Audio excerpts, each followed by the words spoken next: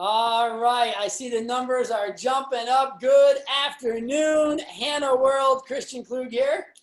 And this is Melissa Crockett Willis And from Cleveland, Ohio. Yeah, I am in actually sunny upstate New York today. We're going to kind of stall for a minute or two. We started 2 minutes early just to let everyone get in. But I wanted to start off, Melissa and I were just chatting as we were prepping about giving a little bit of a positive story from the real estate market and what we see going on. So I'm going to give a quick example, then Melissa was going to give one as well. So here's a story that we're getting, and I'm hearing a lot of from my agents. So I'm in upstate New York, Southern Adirondacks. We are a fairly large second home market, and we are seeing a large demographic shift of buyers that want to buy in our area because we live in the boondocks. That was the word that one of our buyers used. We had an agent of mine told me they have about $1 million listing, just over $1 million, and a buyer called them and said he was going to buy on the Jersey Shore and instead wants to buy something up in the boondocks,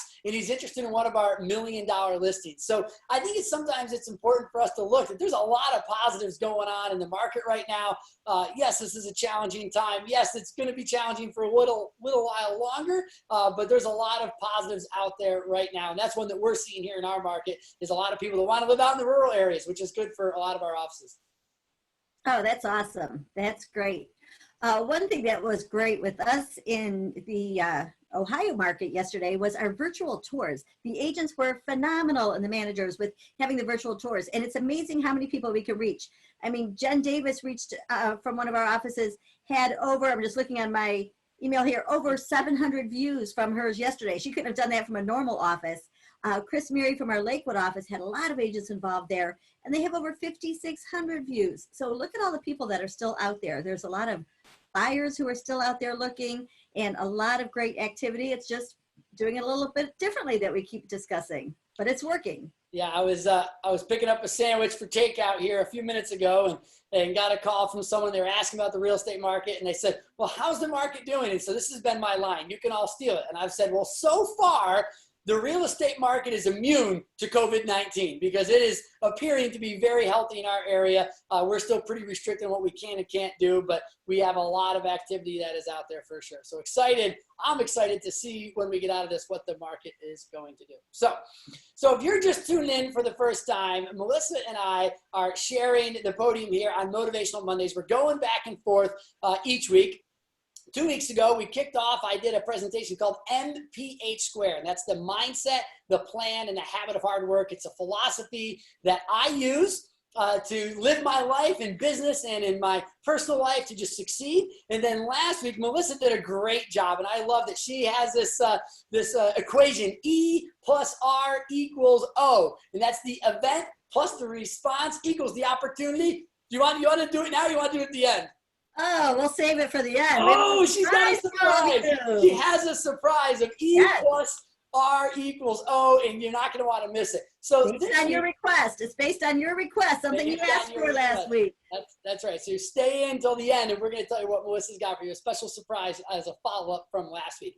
So this week, I wanted to follow up with a seminar I call Focus. And I know that a lot of us get distracted pretty easily. I actually joked about that last week, that's something that I am challenged with. And I always get distracted in my life. And so I always want to stay focused. Now, whenever I do a seminar, what I like to do, and by the way, I should mention this, if you guys have questions, please put them in the chat box, the Q&A. Melissa will keep them so that at the end of the presentation, we will have a Q&A. So I like to start out every time I do any type of training with a story that's a good illustration for what we're going to do. Because I believe that if we laugh, we are then ready to learn. So last time I spoke 2 weeks ago, I shared with you that I am a multiracial father. My wife and I have 2 adopted kiddos from Africa. And I have a list of stories that I use as illustrations. And about half of them involve my son, Tate. So my son, Tate, we adopted him when he was 4 years old from the Democratic Republic of Congo. And he is just a pistol of a kid. He's awesome. And I remember the first time we traveled with Tate. So we hadn't traveled for a couple of years because Tate we didn't want to take him on a plane because we thought it might be traumatic, because the last time he was on a plane, he came halfway across the world. And so the first time we went to go visit my wife's family in Baton Rouge, Louisiana, we're going through the Logan International Airport security check line, which is like the worst place to be a parent, because what happens immediately when you get into that line? If any of you have kids, the first thing that your kid says once you get into that line is what? Mommy, Daddy, I need to go to the bathroom. And you're like, no, we're not getting out of this line. We're getting through it. We're getting in security. You don't want to miss the flight. So we get through security. I'm like, okay, Tate, let's go to the bathroom. Now, we really hadn't gone out that much for about 2 years. Just kind of did it. We did a thing called nesting. It's a common practice when you adopt children. And so Tate had never really been to a public bathroom. So I take Tate to the bathroom at Logan International Airport. Now, for any of you that don't frequent men's restrooms, I got to tell you about 2 rules that exist, right? Men have been doing social distancing in the men's room for many years, because if you walk in and there's a line of 15 urinals, there's a rule that every guy knows. And the rule is you must pick the urinal the furthest away from every guy. It's just kind of common courtesy, right? And then if you do have to stand next to someone, it's eyes straight ahead, don't look down, do what you got to do and be proper. So Tate and I go in, obviously do what we got to do. We go to wash our hands, and I wash my hands, and I go to dry them off, and I lose focus for about 1 second.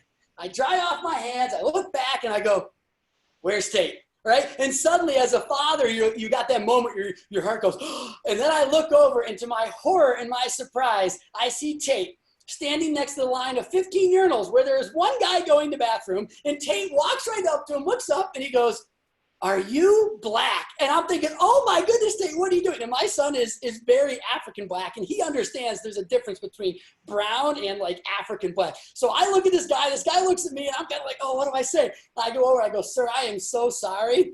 This is the first time my son's traveled since we adopted him from Africa, and he doesn't get to see a lot of people that are the same dark shade as he is. He's super excited. And the guy was super cool, and he got down on one knee, and he goes, hey, Tate, my name is John, and I'm from Liberia. Where are you from? Democratic Republic of Congo. And it was a really great story. And the guy just kind of, didn't shake hands, I don't think, but he just said, hey, have a great trip. And he was super cool. But I remember that story because if you lose focus for 1 second, boom, right? So here's what happened. You all started your year off 2020. You got your 2020 goals. You think you know what you're going to do. You were doing your business. You looked over to the side, and all of a sudden, bam, COVID-19 hits, and you're like, holy smokes, what just happened, right? You go into work during the day. In the morning, you've got your list of things you want to do for the day, and you're like, yes, this is what I'm going to get done for the day. Maybe you even filled out your win the day sheet that we talked about a couple days ago.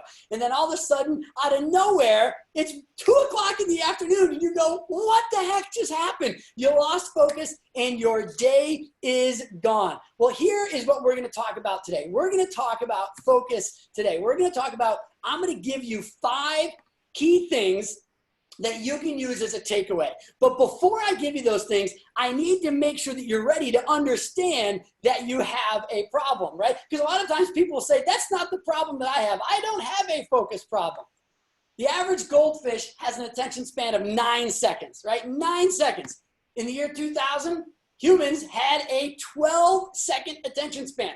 Now, here's the problem. They redid that, and now we have an attention span of 8 seconds. So congratulations. We, the human race, now have less of an attention span than a goldfish. Less of an attention span than a goldfish. Yes, we have a problem. We check our phones every 6 to 10 minutes. And I actually think that statistic is wrong. I think we check our phones more often than 6 to 10. I know I do. All right. But the distraction epidemic is real. Yes, we have a pandemic right now with COVID-19, but there's a distraction epidemic as well. Many of us look around and we see that squirrel and we get so distracted throughout the day. So I had this moment, right? I had this moment when I was doing my MPH squared. So remember, MPH squared is this mindset, plan, habit of hard work. And I would wake up every day and I'd go, yes, I've got a mindset. I've got a plan. I'm going to do the work. And then I'd get distracted. And I said to myself, okay, I need to figure out how to solve this. So the first thing I had to do was I had to admit that there was a problem. So I need you all to do that with me right now. Ready? I want you to raise your right hand. Are you ready to admit it? Are you ready, Melissa? Melissa's ready. Everyone. See, now, here's the beauty. When I do this in person, most people don't want to raise their hand. No one's going to see you right now. So raise your right hand, and in unison, let's say this. But don't say my name. Say your name. You ready? 1, 2, 3. My name is Christian Klug, and I'm a distractaholic. Now, I've never been to an AA meeting, but I know that admitting there is a problem is always the first step to solving the problem. We have a problem. We are distracted. You are distracted. Obviously, you're here today listening to this seminar, and I'm thankful for that. And so we're going to focus on that, right? So why are we distracted, right? Number one, we had to admit there was a problem. Number two, let's talk about the why. I love this quote by Sun Tzu. He says, if ignorant of both your enemy and yourself, you are certain to be in peril. Our enemy is being distracted. So why are we distracted? We're going to break that down for you right now.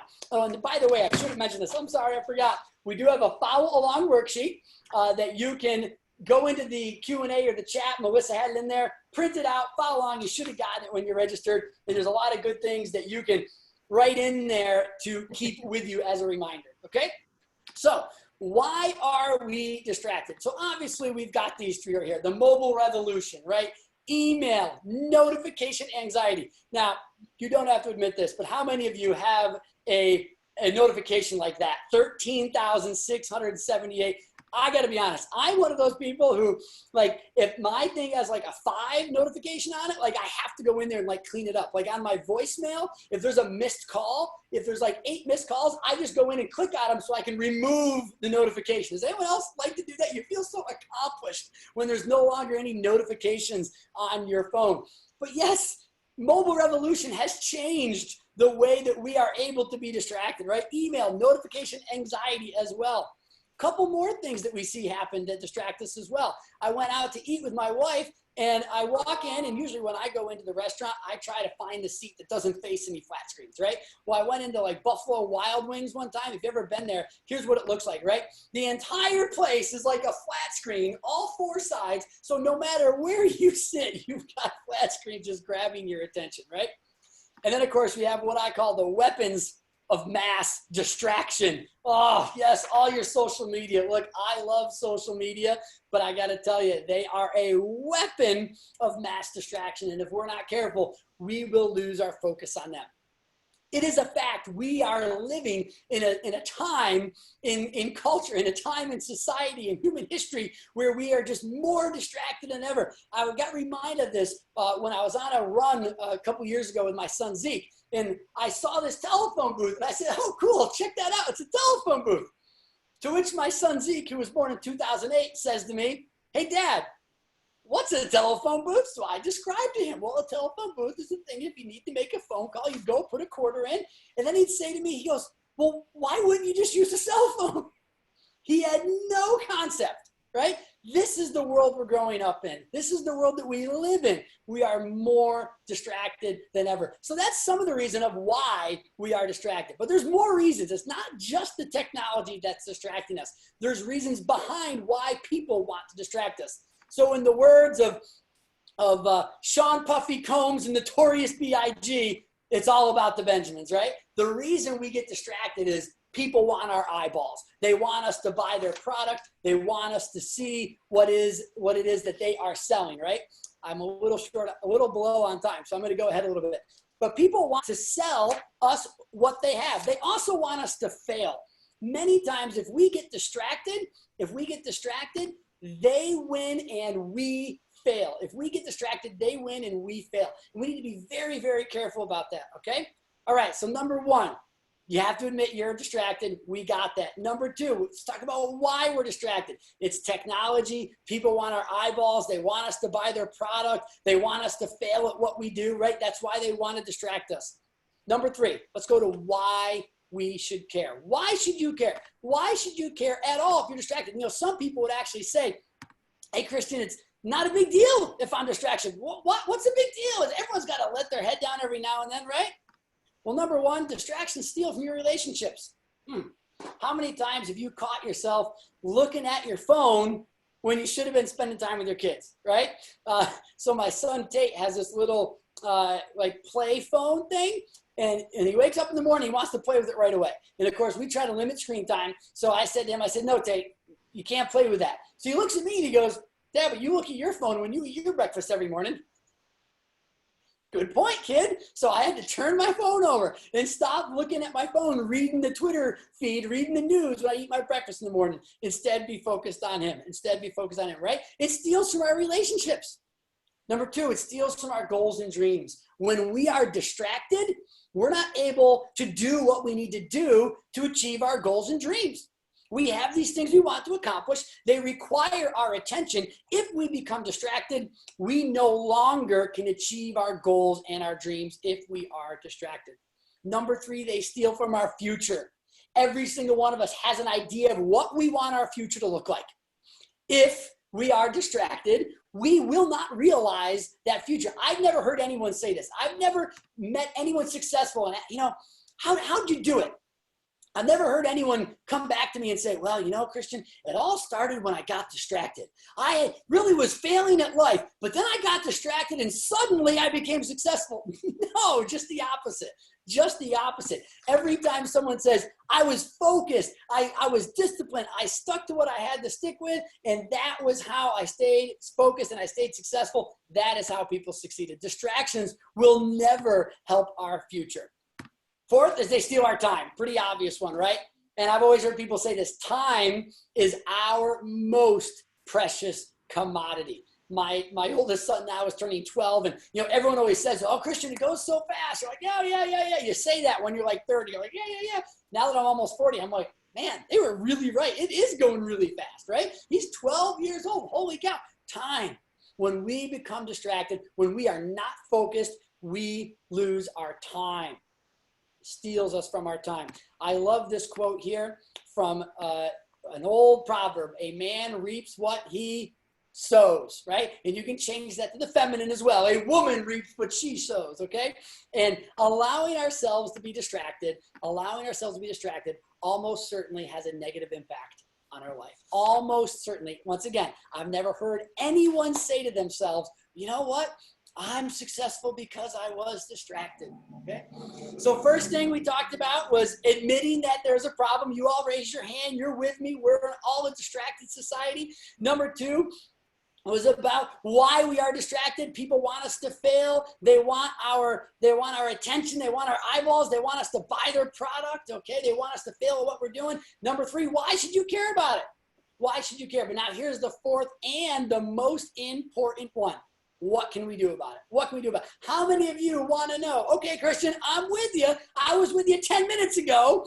Now land the plane and tell us, what the heck do we do about it, all right? Because this is a constant challenge for me as well. What can we do about it? So here we go. Here's what we can do about it. Learn to work harder on yourself than you do on your job. Invest in yourself. Be better. This constant and never-ending improvement. That's an acronym, CANI, C-A-N-I, constant and never-ending improvement. Work harder on yourself than you do on your job. Some of this stuff I talked about last week, and guess what? I'm going to say it again because it's still true. Books, CDs, conferences, synergy, get with other people. They will help you stay focused. You have to sharpen the saw. If you are not constantly looking to get better, you're not going to be focused. You're just going to say, well, I guess it doesn't really matter what I do. And so then you just kind of let down your guard. And then that slippery slope just continues and continues and continues. I recommended a book last week. I'm going to recommend it again. It's a book called Miracle Morning. And here's what I want you to run through with me. It says this. It says a good year starts with a good month. You want to have a good year? Who wants to have a good year? Have a good month, right? Who wants to have a good month? Hey, have a good week. You with me so far? You want to have a good week? Do you want this week to rock? Start with a really good Monday. You want to have a good day? Start with a good morning. Even better yet, I got to change that slide. Start with a miracle morning. I did my miracle morning today. I do my miracle morning every day. And I'll tell you what, every day that I don't do my miracle morning, which is pretty rare that I don't do it, when I don't do it, I regret it all day. All day long, I'm like, why did I not get up in time to give myself time to do my miracle morning? And if you haven't read the book, you might be like, well, what are you talking about? Read the book. Read the book, Miracle Morning. It literally is like a 1 or 2 hour read. It is you will not be able to put it down. I have never had anyone come back to me and say, Christian, that book you recommended, Miracle Morning, that was a horrible book. I didn't like it. I've never had anyone say that. I have had some people say, Christian, I don't know about this waking up early thing. And I just say, try it. Go try it. And it's not just about waking up early. It's about waking up with a mission. It's about waking up with a process, right? You got to have that miracle morning. But here's what I want to do. I want to give you 5 key points. And this is the really good meat and potatoes part of this presentation, okay? And I'm going to give you a little handout at the end. You're going to be able to print off and put it right above your desk. Because these things, these are the 5 fundamentals that have helped me really stay focused. So here we go. And once again, you can follow along on your worksheet and you can write them right in. So we have an acronym for focus. And here's what it stands for. F is eat the frog. O is one thing at a time. C, concentrate on your goals. U, use your time wisely. And S, starve your distractions. Now, I'm going to go through each one of them, so don't worry. I know a lot of you are writing really fast right now, thinking I'm going too fast. I'm going to run through each one of them, and I'll talk about what each one of them represent. So let's first talk about eating the frog, right? So here's the visual for eating the frog. Ah, my goodness. So actually, a couple of years ago at our annual agent picnic in the summertime, we actually got frog legs after I gave this presentation. Amanda Pitcher had bought them, and I said I was going to eat them, and I never did. We had fried frog legs. I ordered them special, and I couldn't bring myself to do it. But some people do eat frogs. But here's what eating the frog means, right? Tackle the most challenging thing first.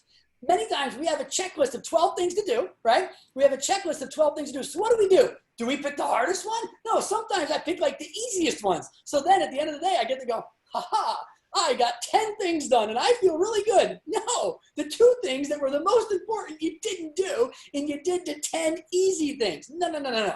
Eat the frog. Do the most challenging thing first. Do it first thing in the morning. And I'm telling you, when you eat the frog, you will feel great all day long. Because you will be like, oh my goodness, I got that one thing done that's been on my plate forever. I love this quote from Mark Twain. Oh, I got to read it. Here you go. If it's your job to eat a frog, it's best to do it first thing in the morning. And if it's your job to eat 2 frogs, it's best to eat the biggest one first. That's right. We need to do the most challenging, most difficult thing first. That is most important. Get that done. Eat the frog. Because if you don't eat the frog, guess what? It doesn't taste better later in the day. It just gets harder and harder and harder to do. All right? F, eat the frog. All right, let's talk about O, one thing at a time. One thing at a time. Multitasking can be detrimental to your productivity. I remember a great book I read. It's called The Myth of Multitasking. There really is no thing as multitasking. It's just called switch tasking, okay? And Bryn, I don't know if Bryn's listening right now, but every once in a while, Bryn, she's a manager with me, she would go, you're not really listening to me, are you? And I'm like, yeah, no. So yeah, I can totally tell. It's like, I might be typing an email when I'm on the phone. I'm like, yeah. And then people know you're not really listening. One thing at a time. Multitasking is detrimental to productivity. Focus on one thing. Focus on one important goal and be single-minded about it. That's what Larry Page, the co-founder of Google, said. We have to be focused on that one thing. Get it done, then move on to the next. Get it done, then move on to the next. Don't be a bumblebee, get it done kind of person where you're kind of over here. No, get one thing done. Get one thing done. Successful people don't do everything. They learn to focus on the most important tasks, and they make sure it gets done. They make sure it gets done. So true. All right, let's move on to C. Concentrate on your goals. I talked about this last week as well, how written goals are so important. Number 1, write them down and read them every single day. Write them down and read them. It helps you concentrate on your goals when you're constantly reading your goals. Yes, this is what I want to accomplish. Now, I just had to change some of my goals lately. Why did I change my goals? This thing happened called COVID-19, right? So some of the goals that we wrote right now may not be possible. Some of you may know I had a goal of running 366 5Ks this year. Unfortunately, about 9 days ago, I got a serious arm injury and I couldn't run. So I did 104 5Ks in a row. That was probably 99 more than I'd ever done in my life. So I guess I kind of failed, but at the same time, I just readjusted my goal. Okay, now I'm going to set a new goal, right? And I did a whole Facebook Live on how failure is not the opposite of success. It's an ingredient on the path to success. I'll save that one for a different day, right? But you got to have goals. You have to write them down, all right? Second thing on concentrating is journaling.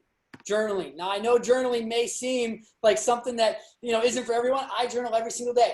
I don't think I'm a great journaler, but I like journaling. And every once in a while, I'll go back, excuse me, and I'll read what I wrote in my journal last month or last year. And it's pretty interesting to do that. And it helps you to concentrate on what it is that you want to achieve. Number 3 is that vision board. Oh my goodness, I love my vision boards. I got them at the wall. I got the same vision board. I make it at the beginning of the year, and I put it in my home office. I put it in the real estate office. I put it everywhere I can. I have it inside my journal. I have it in my car. That way, every time I see it, I'm going, yes, yes, yes. That's what I'm working for. That's keeping me focused. I don't want to be distracted, because if I get distracted, then I'm not working my way to those things on my vision board. Number 4 is checklist. Now, this is where the win today sheet comes in. The win today sheet is a kind of a form of a checklist, right? Putting things on paper, this is what I'm going to get done, and then going through it. Number 5, long-term planning. And long-term planning shouldn't be what's for dinner. Long-term planning is, what do I want my business to look like in 6 months, 1 year, 2 years, right? And then you say, oh, if I want to get there, I need to do that work today. Because in 6 months, if I do it today, I will be there. I can't 6 months from now decide to do it. I have to decide today to be there in 6 months. Does that make sense? Does that make sense? You can't just decide today that you want your business to be somewhere that it isn't today, all right? You use your time wisely. I think all of us are time wasters at one level of another. Number 1, schedule everything. Schedule, and when I say everything, I mean everything. I have absolutely everything scheduled. And when I was 20 years ago, when I first got into real estate, I know it would sometimes be hard for me when people would say, hey, could you do this on Saturday? And I'd look and there wouldn't be anything on my schedule. So when I'm on the phone with them, I would say, yeah, sounds good. How about 9 o'clock? Meanwhile, I'd forgotten that my kid had a soccer game at 9 o'clock, right? But if I put my kid's soccer game in there, I then say, oh, I'm sorry, I already have an appointment at that time. How about 1 o'clock Saturday? How about 7:30 before that? And by the way, it's just my style. I never tell them I have my kid's soccer game. Some clients are okay with that. Well, let's face it, in real estate, some people think they come before your kid's soccer game. That's just the way it is, right? So put it in your schedule and just say, I already have an appointment at that time. How about 1 o'clock? Give them another time. Absolutely schedule everything. And schedule the things that are most important in your life. Schedule what is most important. There's a great video out there by Stephen Covey called Big Rock, Small Rock. It's from probably, 30, 40 years ago. But go on YouTube. If you have a problem with your scheduling, go on YouTube and just search Stephen Covey, Big Rock, Small Rock, and watch that video. That video fundamentally changed my life because I went into my schedule and I put things in there. I plan my vacations a full year in advance. I have to put it in the calendar when I can order the plane tickets because I can't order the plane tickets when I order the vacation. Does that make sense? Like Southwest doesn't let you book for 4 months out. So I put it in the calendar in November to book my flights for April. So schedule everything and schedule those most important things, those family things, those personal things, and put that time in there. Do creative work first. Talked a little bit about this with swallowing the frog, but creative work isn't always a frog. Sometimes creative work is the fun stuff. It needs to be in the morning. You have to do that stuff first. The later in the day you go, the more mush your brain becomes. Do that creative work first. I know for me, there's a 2-hour time frame in the morning. Well, I will get more done than the next 8 hours. Because those 2 hours in the morning really allow me to focus on those one things without distractions, okay? Do that creative work first. Save the less brain power stuff for the afternoon.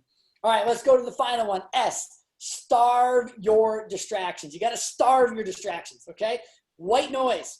I have a fan. I put on background music. I love white noise. Ask my agents. It's not uncommon. You'll come into my office and I'll have a fan just kind of blow in the air around the office. It keeps me awake. It's just that kind of ambiance noise. It keeps me focused. Keeps me focused. Helps me to starve those distractions, those little noises that might come up, right? Apps to lock your phone and email. Oh, I love this one. There are different apps out there you can have to make it so you can't log back into your Facebook app for 2 hours. Maybe you need that, all right? Maybe you need to have an app that makes it so you can't go into some of your other apps for a set period of time, okay? Get that. Sometimes it's simple things. Sometimes the distractions, they come from our best friends at the office. Put a sign on the door. Or sometimes I'll go into my office and I'll just kind of make an announcement. I'll say, hey, everybody, I got to go work on this project. If you need something, come back in an hour. Or put a sign at the door that says, doing a power hour session from 2 to 3. If you need me, come back at 3. The other thing I do from time to time is I grab my earbuds. This is kind of a trick. Don't tell anybody. I put my earbuds in like this, and I don't actually have the end plugged in anywhere. I just kind of leave it dangling there. And then people think, and I can hear them going, is Christian around? And I'm just like, I don't look over, right? And they go, oh, I think he's on the phone, or I think he's listening to something. I just keep working. I act like I don't hear him. I know a lot of you just really got mad at me because you realize I probably heard you over the last couple of years, right? Do those little things. Put that sign on the door. Number 4, find a quiet place. This is so critical. Sometimes you just can't do work when you're surrounded with all these distractions. You got to find a quiet place. I'll be honest, this one's been a real struggle for me over the last month of the quarantine. Having a home office that's in the basement with 3 boys at home running around, I'm like, whew, it's been tough. So sometimes I just kind of go outside. I find a little quiet place in the property. I go down to the dock, whatever it is, and I try to find that quiet place. Warren Buffett says this. He goes, living in Nebraska, I used to feel when I worked back in New York that there were more stimuli just hitting me all the time. It's much easier to think here. I'm a big hiker. I love going out in nature, and I got to tell you, I agree. Let's close with this quote right here. What are you going to do about it? This is a quote that my dad gave many years ago, and I just kind of heard him say it one day, and I was like, and I wrote it down.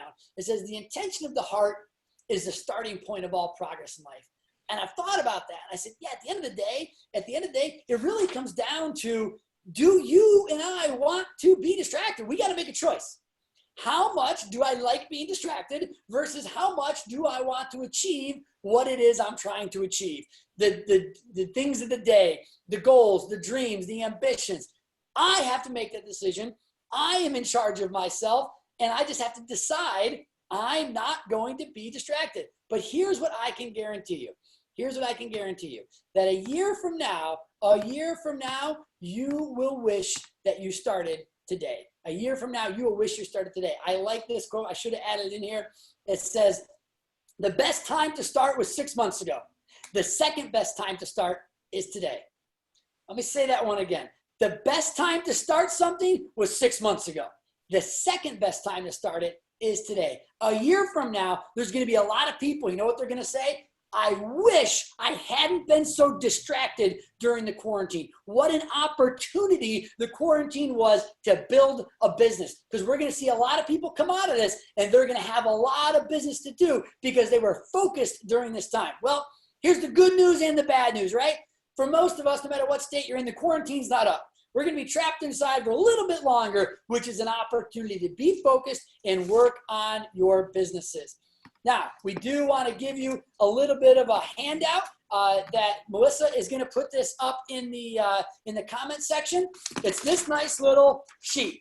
Print this off, put this up by your desk as a reminder. Focus, eat the frog, one thing at a time. Concentrate on your goals. Use your time wisely. Starve your distractions. I made sure I didn't have my name on it anywhere because I know you don't want my name on it, right? We just put Howard Hanna on there. That way you know we're here to help you focus. Now, I got to tell you, I've given this training seminar, I don't know, probably 10, 20 times over the years. And every time I give it, when I get done, you know what I say to myself? Dude, I suck at this.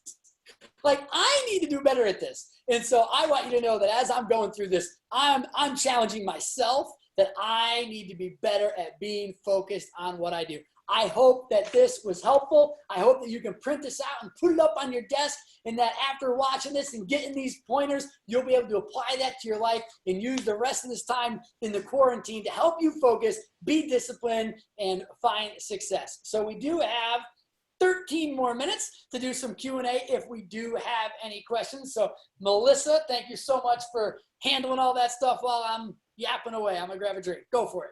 Absolutely. And I just posted on the chat the link to the flyer that you just mentioned. I almost got distracted and didn't send it. Can you imagine that?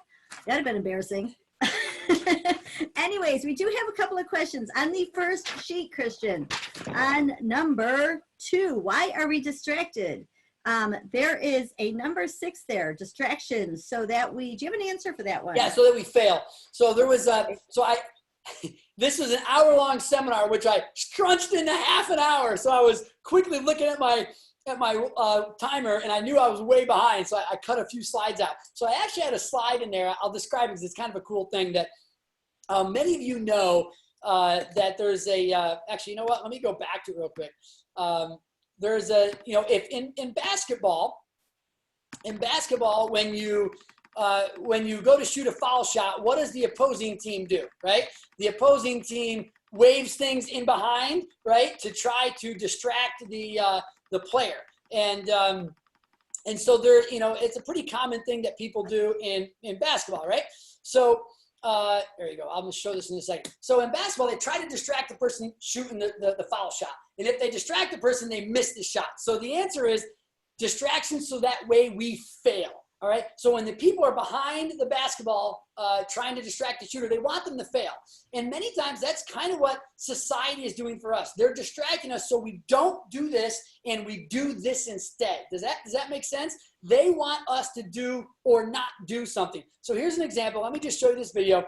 So Arizona State University created this thing called the curtain of distraction. And so what happens is when a basketball player gets up on the line to shoot a free throw, instead of just a bunch of crazy college kids waving things behind the thing, they have a curtain. And when the guy goes to shoot the basketball, the curtain opens up and you never know what's going to be there. So here's a quick clip. Turn your volume down if it's too high because there will be volume on this. Here's a quick clip of the curtain of distraction. Oh, I didn't play. Oh my goodness. Okay, hold on. There it goes. The greatest Olympian in history. Now using Tempe as his home. So the guy's going to shoot the ball. You can see he's getting ready. And here comes Michael Phelps. He's the distraction. So he's out there to make the guy fail, right? He wants to make him fail, and he misses the shot, right? And if you watch the rest of the video, he misses the second shot. But here was a Harvard study that was done in that when teams go to Arizona, they miss an average of 2 points more per game. And so the Arizona State University actually gets a 2-point advantage when they play at home because their fans distract the shooters and they miss more shots. So there's many things in society out there that distract us. And the reason they're distracting us is they want us to fail and buy their product or turn their direction or click on their ad, right? How many times have you clicked on an ad and been like, they tricked me, they distracted me and tricked me, and now I failed? That's the answer on that one. Okay, great. Sorry about that. Anyways, that was all of the questions we have, and we are going to Oh yeah, have a special surprise for all of you. So thank you, Christian. We have a special surprise. Some of you have asked for this from last week. We have a little green bracelet for each of you that says E plus R equals O. And on the other side, it says Howard Hanna Green Penguin. I want you to email me, melissawillis@howardhanna.com, one thing that you have had a response to, one thing that you have done proactively, and send me your home address, and I will get the 20 of these I have to send out to all of you. So I think that is, it'll be exciting. You could wear this as your reminder so you don't get distracted. And Christian, next week we are going to talk about the dip. So what to do that we're in the dip right now so that we can come out of it fabulously. And so thank you for everything today. We certainly appreciate it. Thank you, Melissa, and I'm excited to hear about the dip. All right. Thanks for making those wristbands too. Thank I'm you. going to send you an email right now because I want one. Okay, sounds good. Thank you. Bye-bye. Thank you, everyone. See you next week.